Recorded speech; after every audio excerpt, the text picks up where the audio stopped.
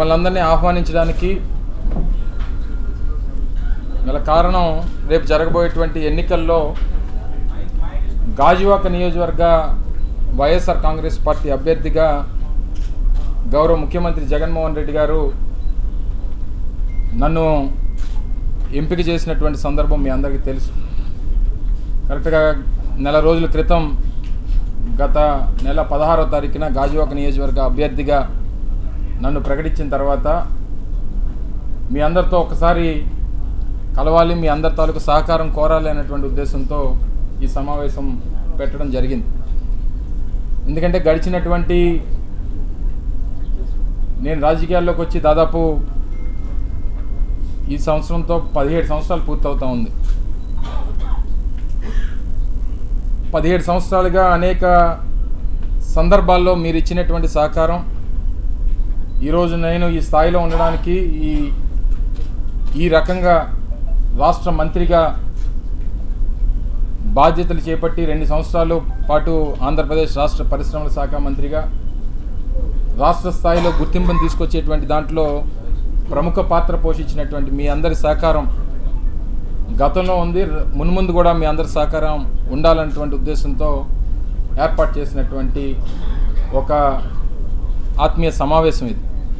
ఇలాగ మీరు అందరూ కూడా ఉన్నారు కాబట్టి 4 విషయాలు మీ ద్వారా ప్రజలకు కూడా కొన్ని విషయాలు చెప్పాలి. రాష్ట్రంలో జరుగుతున్నటువంటి రాజకీయ పరిణామాలతో పాటు స్థానికంగా ఉన్నటువంటి రాజకీయ పరిస్థితులన్నింటి మీద మీ అందరితో మాట్లాడాలన్నటువంటి ఉద్దేశంతో ఈరోజు మీ ముందుకు రావడం జరిగింది.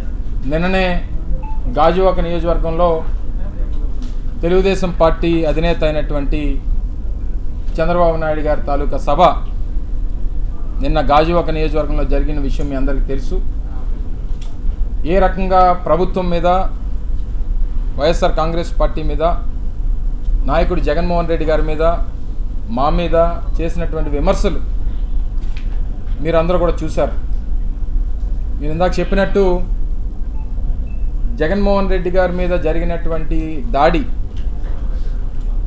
ఇదేదో జగన్మోహన్ రెడ్డి గారు కావాలని ఎవరో చేశారన్నటువంటిది, ఏదో సింపతి కోసం జరిగినటువంటి అంశంగా దాన్ని నేను చంద్రబాబు నాయుడు గారు మాట్లాడడం, వారితో పాటు ఉన్నటువంటి మిత్రపక్షాలు మాట్లాడడం తీవ్రంగా ఖండించాల్సినటువంటి అంశం.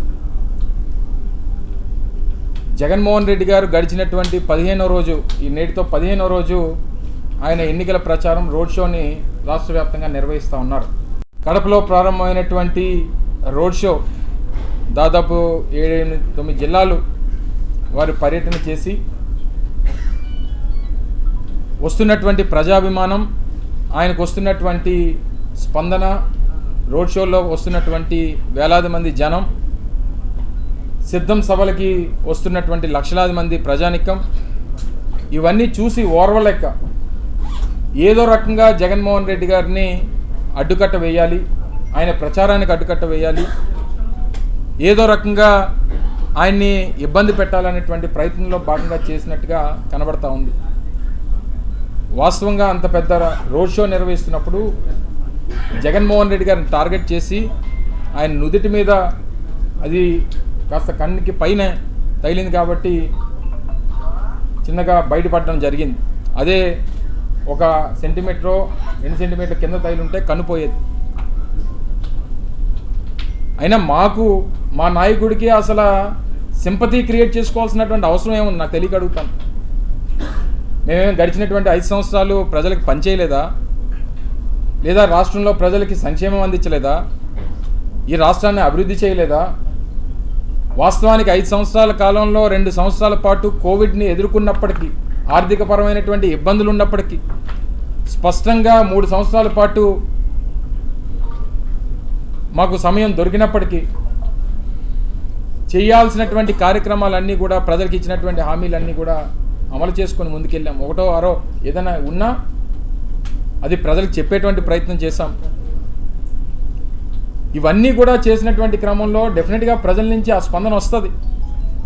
రాజకీయంగా ప్రజాస్వామ్య పద్ధతిలో మీరు దాన్ని ఎదుర్కోవాలనేటువంటి పరిస్థితి వచ్చినప్పుడు దాన్ని ఏ రకంగా ఎదుర్కోవాలి?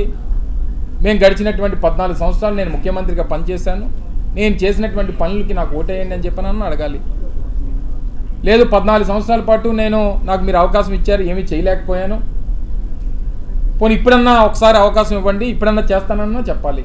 ఇవి రెండూ మానేసి నేను ఏదో చేస్తానని చెప్పి తిరిగి జగన్మోహన్ రెడ్డి గారి మీద బురజల్లేటువంటి ప్రయత్నం చేసి ఆయన మీద జరిగినటువంటి దాడి కూడా ఆయనే చేసుకున్నాడు అనేటువంటి విధంగా మీరు ఏంగా మాట్లాడుతూ ఉన్నారే. దేశంలో ఉన్నటువంటి ప్రముఖ నాయకులందరూ కూడా ఖండించారు. దేశ ప్రధాని, వివిధ రాష్ట్రాల ముఖ్యమంత్రులు, దేశంలో ఉన్నటువంటి వివిధ రాజకీయ పార్టీలు అందరూ కూడా ఖండించారు. మీకు మాత్రం, చంద్రబాబు నాయుడు గారికి మాత్రం అసలు కనీసం సరే సింపతి అనేటువంటిది దాన్ని ఖండించాల్సినటువంటి అవసరం లేదు, కానీ తిరిగి నిందించేటువంటి కార్యక్రమం చేస్తూ ఉన్నారు. ఆ రీల్స్ను షార్ట్స్ చూసుకునేటువంటి నీ కొడుకును నువ్వును నా గురించి మాట్లాడతారా? మా ప్రభుత్వం గురించి మాట్లాడతారా? చెప్పండి, మీరే సాక్ష్యం ఆ రోజు. ఎందుకంటే ఆ రోజు జరిగినటువంటి పత్రికా సమావేశంలో నేను క్లియర్గా మాట్లాడడం జరిగింది.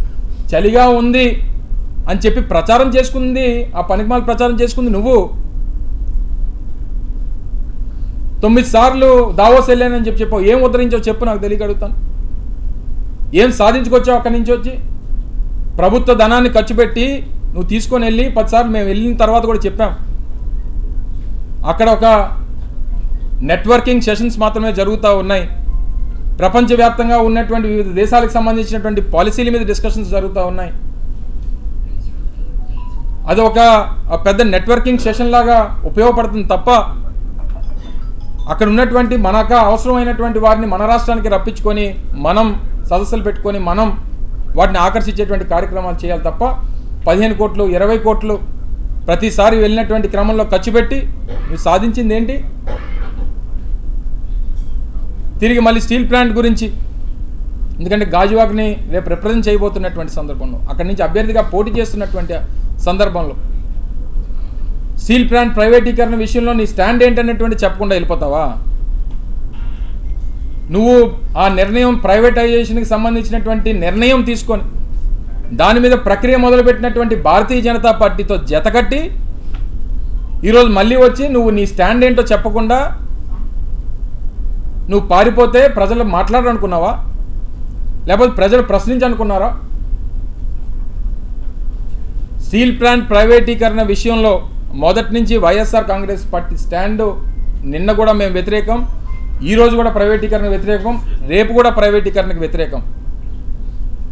మరి ఈరోజు భారతీయ జనతా పార్టీతో జతకట్టినటువంటి చంద్రబాబు నాయుడు గారు ఏం సమాధానం చెప్తారు దాని గురించి? నేను అంటాడు, మా భర్తను గెలిపించండి, మా శాసనసభ అభ్యర్థిని గెలిపించండి, వెళ్ళి పోరాటం చేస్తాను. పక్కన పార్టీని పెట్టుకొని పోరాటం చేయడం ఏంటి నాకు తెలియగలుగుతాను.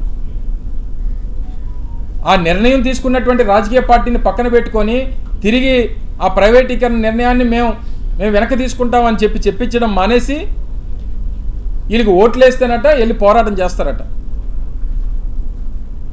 స్టాండ్లో ఎక్కడా కూడా తేడా లేదు. మొదటి నుంచి ఆ పోరాటానికి మద్దతు ఇస్తుంది వైఎస్ఆర్ కాంగ్రెస్ పార్టీ. అవసరమైనటువంటి ప్రతి క్షణం నిలబడింది వైఎస్ఆర్ కాంగ్రెస్ పార్టీ. 1150 రోజులుగా దాని మీద పోరాటం చేస్తే మద్దతు ఇచ్చింది వైఎస్ఆర్ కాంగ్రెస్ పార్టీ. ప్రభుత్వంలో ఉండి అన్ని పోరాటాలకి, లా అండ్ ఆర్డర్ ఇష్యూస్ వచ్చినా ఆ పోరాటాలకి మద్దతు పలికాం. ఈరోజు వరకు ఒక్క కేసు కూడా ఏ ఒక్కరి మీద నమోదు చేయలేదు. ఎందుకు చేయలేదు? ఆ పోరాటానికి మద్దతు పార్టీ ఇస్తుంది కాబట్టి, ప్రభుత్వంలో ఉన్నాం కాబట్టి, ఆ రోజు అసెంబ్లీలో తీర్మానం చేశాం కాబట్టి. ఆ రోజు ప్రైవేట్ ప్రభుత్వ రంగ సంస్థలకు సంబంధించి నీకు చరిత్ర ఉంది. 99 నుంచి 2004 మధ్యలో 55 ప్రభుత్వ రంగ సంస్థల్ని ప్రైవేటైజ్ చేసినటువంటి చరిత్ర Chandrababu Naidu. Allwyn sugars, Nizam sugars కానీ, ఆల్విన్ కానీ, రిపబ్లిక్ ఫోర్జ్ కానీ, ఇలా రకరకాలైనటువంటి కంపెనీలు ఉన్నతమైనటువంటి స్థానాల్లో ఉన్నటువంటి ఏదైతే ప్రభుత్వ రంగ సంస్థల్ని అమ్మేసినటువంటి చరిత్ర. నువ్వేం చెప్తావు? నీకు ఏ రికార్డు ఉంది, ఏ ట్రాక్ రికార్డు ఉంది? ఇంకో పలానా ప్రభుత్వ రంగ సంస్థని కాపాడినటువంటి ట్రాక్ రికార్డు ఒకటి చూపించు. నువ్వు వచ్చి ఈరోజు స్టీల్ ప్లాంట్ తా ఉన్నావు. ఇవన్నీ విషయాలన్నింటినీ కూడా ప్రజల్లోకి తీసుకెళ్ళాలి. మీ ద్వారా ప్రజలకు చెప్తాం, 10 సార్లు సమావేశాలు జరిగినప్పుడు చెప్తాం, ప్రతి ఒక్కరికి తెలియజేస్తాం, అక్కడ ఉన్నటువంటి ప్రతి ఒక్కరికి భరోసానిచ్చేటువంటి కార్యక్రమాన్ని చేస్తాం. సో తప్పకుండా రానటువంటి కాలంలో మళ్ళీ తిరిగి వైఎస్ఆర్ కాంగ్రెస్ పార్టీ రాష్ట్రంలో అధికారంలోకి వస్తుంది. దాన్ని ఆపేటువంటి శక్తి ఎవరికి లేదు.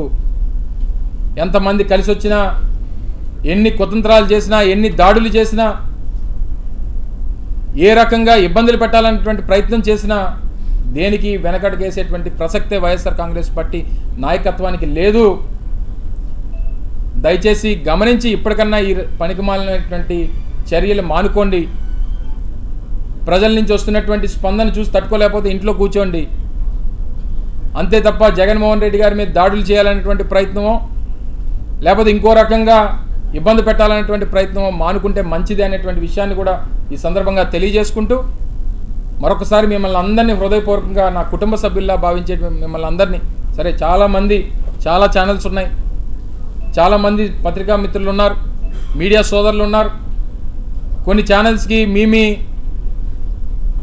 యాజమాన్యాలకు ఉన్నటువంటి ఇంట్రెస్ట్లని మాకు తెలుసు, వారికి ఉన్నటువంటి ఆలోచనలు, వారికి ఉన్నటువంటి పరిస్థితులు తెలుసు, కాదనట్లేదు. కానీ వ్యక్తిగతంగా మీతో ఉన్నటువంటి చనువు, మీతో ఉన్నటువంటి సంబంధంతో రేపు గాజువాక నియోజకవర్గ అభ్యర్థిగా పోటీ చేస్తున్నటువంటి సందర్భంలో మీ అందరి సహకారం ఉండాలని చెప్పి కోరుకుంటూ మరొకసారి ఈ అవకాశం ఇచ్చినటువంటి మీ అందరికీ ధన్యవాదాలు, కృతజ్ఞతలు తెలియజేసుకుంటాను. Thank you.